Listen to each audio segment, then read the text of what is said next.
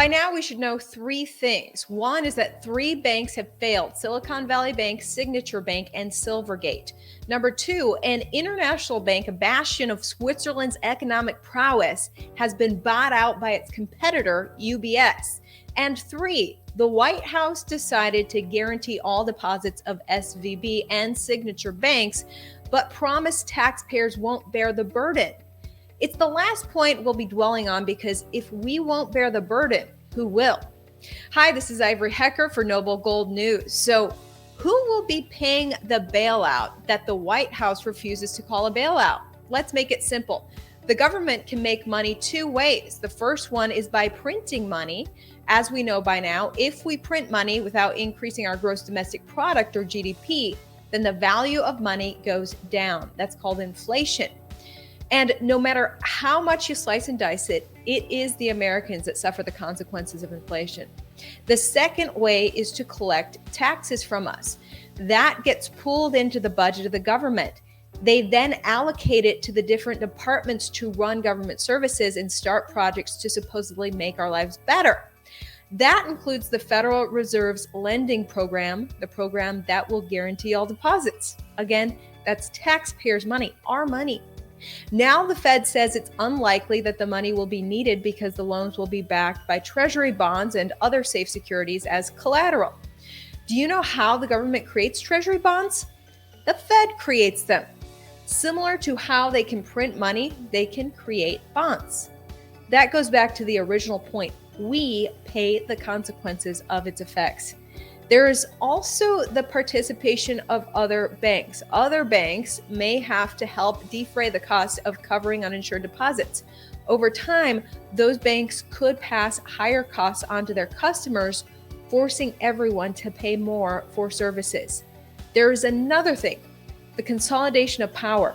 This is the worst effect of the banking crisis and exactly what the government doesn't want us to realize. The control over our monetary system is getting funneled to a handful of institutions. When the government decided to bail out the banks, depositors' confidence with the banks came back, but Americans decided to move their money to bigger banks. A total of $500 billion has been moved. Yes, after all these, Americans still want their money in the bank. Why?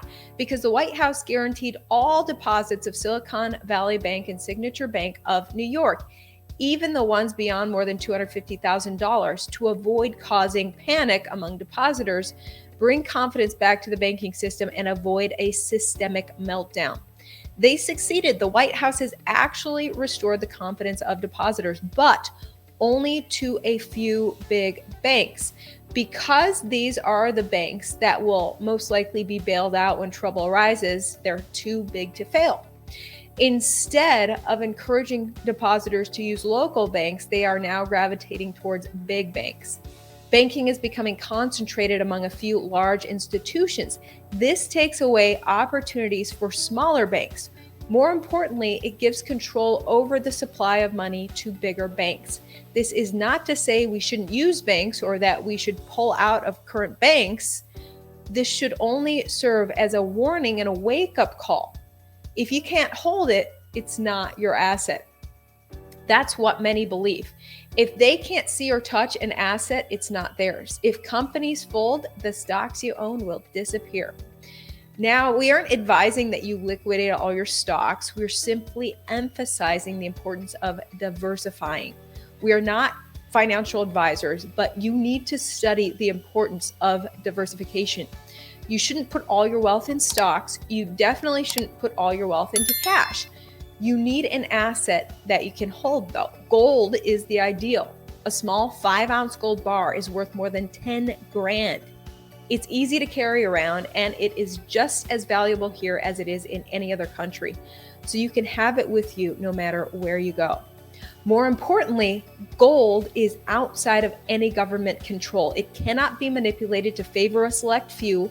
The gold you have will always be yours, and no matter where you go, it will be just as valuable there as it is here.